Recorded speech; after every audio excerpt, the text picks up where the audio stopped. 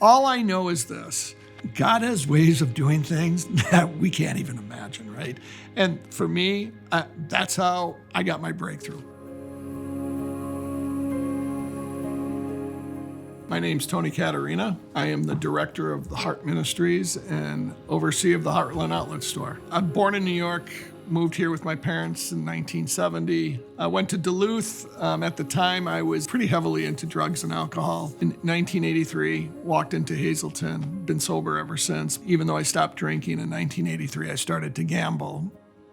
So here I am, a gambler, track superintendent at Canterbury Park. Actually, that's where I met my wife, Linda. So Linda and I did everything the wrong way. I just don't know how to have a relationship. I think I know how to have a relationship, but when you're in the midst of an addiction, you really just don't know how to, you're just not.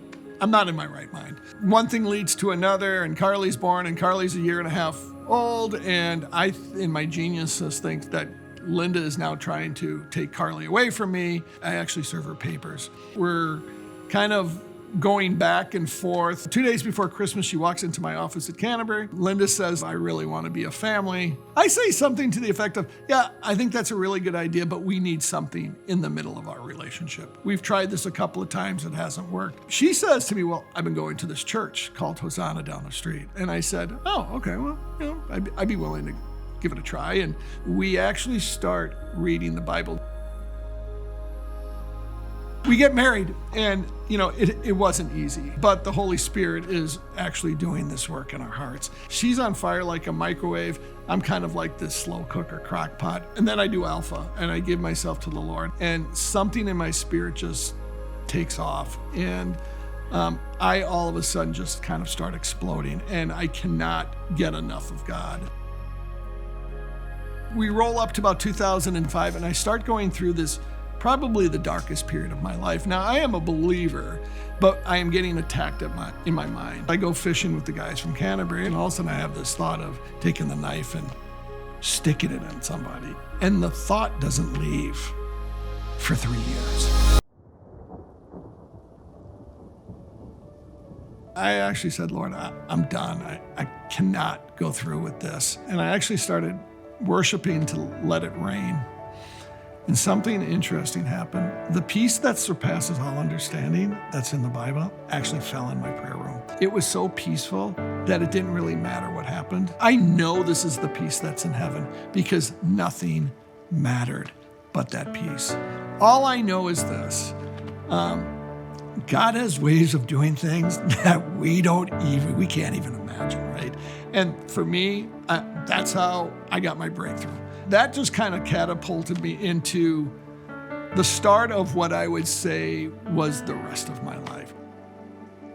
Even though I run Heart and Heartland and stuff, I actually have a heart to pray with people. I joined every prayer team at Hosanna. I was there every weekend. I'll tell you what, the Lord taught me a lot of things, and I've seen a lot of things. This couple, they had a 13-year-old son who had stage 3 non-Hodgkin's lymphoma. Second time he had it, they gave him a 30% chance to live. He spent 80 days in the hospital from the effects of chemo. And we prayed with him. They went to the doctor. They never found cancer again. And even though he did chemo treatments, he never spent another day in the hospital. To this day, he has been perfectly fine.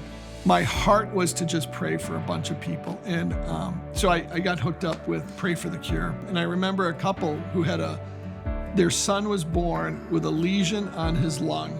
Everything was fine. And then they took him in for a checkup, and this lesion had gotten bigger, and they wanted to operate. And I said, well, why don't you just come in on Sunday before the Monday surgery, and we'll pray. And I just really want to wait and pray with the Lord and just declare some things that I feel like the Lord's saying. My prayer was this, that they would open him up on Monday and they would find nothing. Now, you have to understand, they have the picture of the lesion on his lung. That kid went into surgery. 45 minutes into the surgery, the doctor walks into the waiting room. And the guy says, what's going on? He says, we opened him up. There is nothing there. So we just sewed him back. You can pick him up later. So look, I don't know. I don't know, but I know.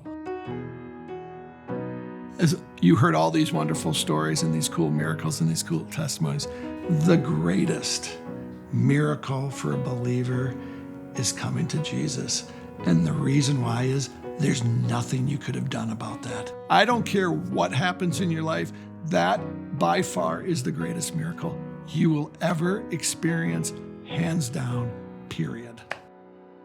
What's exciting to me is I have no idea where we're going to be 5 years from now, but I think it's going to be even better just because that's who the Lord is, right? That's who the Lord is. It's going to be better.